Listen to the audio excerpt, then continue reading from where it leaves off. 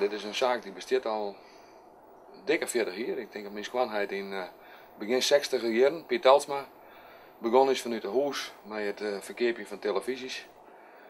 Toen is er onder zijn huidige wenning, onder het Zuiderbalwerk, begon mijn winkeltje en later in de Nauwstritte. En vanaf 2006 zitten we dus aan Zuiderskans in Dokkum, bij de Karwei en de Gamma. Ja, bij de technische dienst is het ook hetzelfde verhaal als in de winkel. Als een klant wat vreegt of die wil wat uitlijnen, had het zijn eigen taal, dat werkt toch het best. Dus als hij dan Fries praat, de monteur of de bezwarger, en die leidt het in Fries uit, dat is gewoon handig en dat vinden mensen noffelijk. Lekker het zo zeggen, iedereen voelt zich noffelijks bij zijn eigen taal, zo is het gewoon. Dus, en dat geldt, zo goed dat voor de winkel geldt dat natuurlijk ook voor de technische dienst. Het is wel zo dat ik denk wel dat het hier een voordeel is, ja, dat ik iemand die goed Fries praat en versteert, dat hij toch een streepje voor had boven iemand die dat net kent.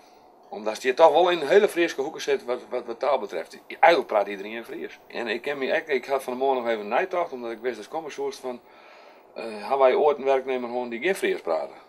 Maar die hebben we dus nooit gehoord. Dat ken ik me net heugen. Ik zal wel eens een stage in de West hebben.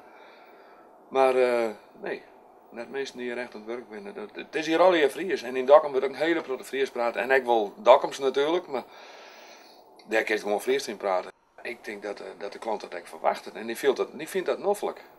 Die komt hier in de winkel en die vindt hem weer tussen, want die kan zijn eigen taal praten. En dan weet ik wel, iemand die Fries versteert, dat kan een Fries. Maar als er iemand die Hollands praat, is het al iets moeilijker Fries praten, vind ik. Dan begin ik automatisch al in Nederlands. Dus, en dat is voor de klant extra. Als er mensen binnen die helpen en die praten Hollands, dan haast ook het gevoel, ik moet Hollands waarom praten. Ja, en sommigen hebben daar moeite mee, maar het is gewoon, ze voelen zich thuis als de Fries praten kennen. En iemand die zich thuis voelt zich noffelijker. Ja, raar zijn, maar die zal ik jij wat keertje.